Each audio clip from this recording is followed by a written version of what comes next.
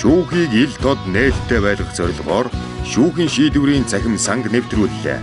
Энэхүү цахим санд 2011 оноос эхлүүлэн Монгол улсын нийт шүүхийн бүх шийдвэр, магадлал, тогтоолуудыг уншиж танилцах, татаж авах боломжтойгоор байршуулсан болно.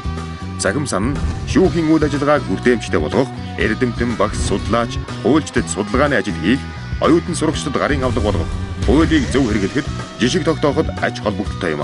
Эрүүгийн хэрэг, иргэний хэрэг, захиргааны хэрэг гэсэн үндсэн цэснээс анхан, давх, хяналтын шатнаас сонголт хийж, наривчилсан хайлтын талбараас хэрэг маргааны төрөл, шүүх болон бусад холбогдох мэдээллээр хайлт хийх өргөн боломжтой. Мөн нийт шүүхийн цахим хуудас, утас, факсийн мэдээлэл авч болох бөгөөд та дэлхийн аль өнцөг булангаас холбогдон үзэх боломжтой. Шүүхийн ерөнхий зөвлөл.